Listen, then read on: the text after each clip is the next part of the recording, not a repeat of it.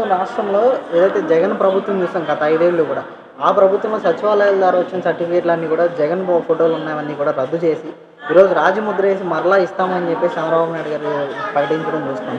ఎలా అనిపిస్తుంది అసలు, ఏం చెప్తారు?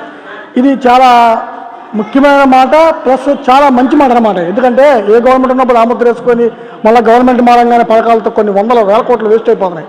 ఇది కరెక్ట్ కాదు. ఎందుకంటే చంద్రబాబు జగన్ గారు ఆయన బొమ్మలు వేసిన ప్రతిదీ, పొలం బుక్ కానించి, పత్రాల పసుపులు కానించి, పిల్లలు చదువుకునే బుక్స్ కానించి ప్రతిదీ ఆయన ఫోటో ఆయన ముద్ర వేసుకున్నాడు.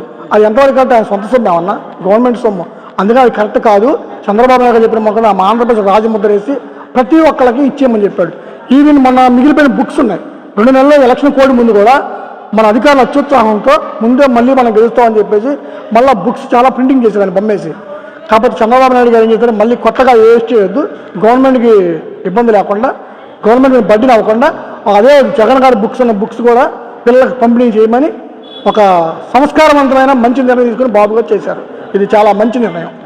సో మరో పక్కన సీఎం రేవంత్ రెడ్డి గారు, తెలంగాణ సీఎం రేవంత్ రెడ్డి గారు కూడా వివాదాస్పద వ్యాఖ్యలు చేశారని ఈరోజు అందరూ వైసీపీ వాళ్ళందరూ కూడా విమర్శలు చేస్తున్నారు. జగన్ పాపాల వల్లే, జగన్ ఓటమి కారణాలు ఆయన చేసిన తప్పులే అని చెప్పేసి రేవంత్ రెడ్డి గారు చేస్తున్నారు. మరి ఎలా అనిపిస్తుంది అసలు, ఏంటి? 100కి 200% రేవంత్ రెడ్డి గారు చెప్పింది అబ్సల్యూట్లీ రైట్.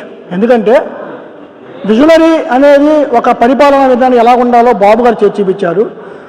అదే యువకుడు ఒక్క ఛాన్స్ అని చెప్పి చంద్రబాబు నాయుడు, జగన్మోహన్ రెడ్డి గారు ఆంధ్రప్రదేశ్ ప్రజలు మొత్తం 150 ఎమ్మెల్యే మంచి తీర్పు ఇచ్చారు. కానీ దాన్ని ఆయన ఏం చేశాడంటే తన ప్రాణితో, తన కక్షాదింపు చర్యలతో ప్రతిదిన ఎక్కిన మొదటి రోజు నుంచే విధ్వంసం విధ్వంసం విధ్వంసం.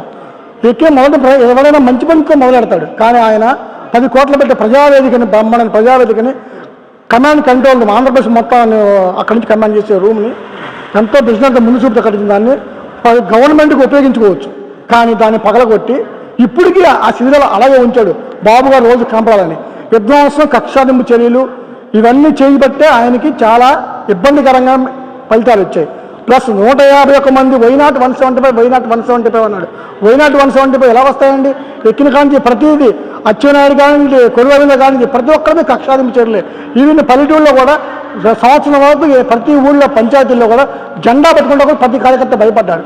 అంత కక్షాదింపు చర్యలు అంత ఇదిగా చేస్తే పార్టీలు వస్తుంటాయి పోతుంటాయి, మనిషి అనేవాడు నికరం. జగన్మోహన్ రెడ్డి చేసి తెలుసుకోవాల్సిన సత్యం అది. ఎందుకంటే చంద్రబాబు ఆయన చేసిన తప్పుల వల్లే ఆయన ఎండా మునిగిపోయాడు.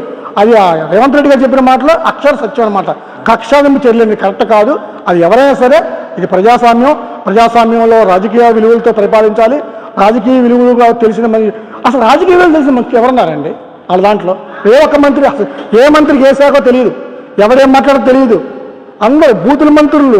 రోజా ఏం మాట్లాడింది తాపు వస్తే నిన్న అసెంబ్లీ గేటు కూడా తాకనమండి పవన్ కళ్యాణ్ది. ఇప్పుడు ఏమైందండి? అక్కడ మీలాంటి పవన్ కళ్యాణ్ 21 ఎమ్మెల్యే గెలిపించుకొని ఆయన ఎంతో హుందాగా ఉప ముఖ్యమంత్రి పదవి 5 శాఖలు నిర్వహిస్తున్నాడు.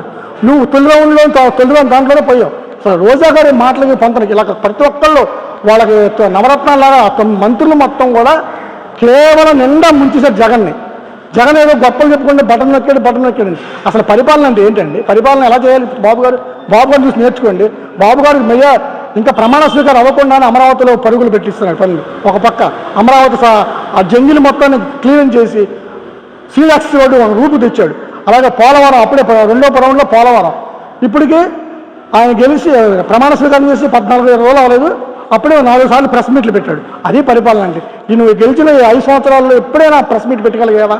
ప్రజలకు కనీసం నువ్వు ఏమి పరిపాలిస్తున్నావో, నీ మంత్రులు ఏం చేస్తున్నారో ఒక్క రోజైనా ప్రెస్ మీట్ పెట్టారు, దానికి సంబంధించిన ప్రజలకు తెలియజేశారా? ఎక్కడా లేదు. అసలు మీకు పద్ధతంటూ పరిపాలన తెలియదు. మీరు అధికారులు చెప్పింది విన్నారు, వాళ్ళు చెప్పింది చేశారు, కానీ మీకంటూ ఒక మార్క్ అంటూ లేదు. మీరు చేసింది ఏంటండి? అంబేద్కర్ 1 కట్టించారు మాకు తెలిసి, మా విజయవాడ వాస్తవ ఆమె విజయవాడలో. అది కూడా ఎప్పటి నుంచో అది పీడబ్ల్యూ గ్రౌండ్ అంటే మన విజయవాడ కొన్ని ఏకైక అందరికి అందుబాటులో గ్రౌండ్ ఇది ఒకటే. దాన్ని చంద్రబాబు నాయుడు అమరావతిలో అంబేద్కర్ స్మృతి మనం 100 ఎకరాలు కేటాయించి ఇంకా గొప్పగా కడదాం అనుకున్నాడు. అది అక్కడ కడితే అక్కడ పేరు చెప్పి నువ్వు ఇక్కడ విజయవాడలో దాన్ని కట్టి విజయవాడ ప్రజలకి గ్రౌండ్ లేకుండా చేసావు. ఇలా ప్రతి దాంట్లో మీరు చేసిన తప్పులే. ఒక్కటి చెప్పండి, మీరు నేను చేశాను దానివల్ల ఒక 100 కుటుంబాలు బతుకుతున్నాయి అని చెప్పి ఎక్కడ చెప్పారు చెప్పండి? 100% రేవంత్ రెడ్డి గారు చెప్పింది కరెక్ట్. విధ్వంసాలకి విద్వేషాలకి తావు లేదు ప్రజాస్వామ్యంలో. చంద్రబాబు నాయుడు గారిని చూసి నేర్చుకోండి. మీరు ఎలా ఓడిపోయారు తెలుసుకోకుండా ఇంకా బాగా ఏడ్చేస్తున్నారు. మీరు ఎలా ఓడిపోయారు, ఎందుకు ఓడిపోయారు రివ్యూ చేసుకోవాలి. అది కాకుండా అక్కడది ఇక్కడది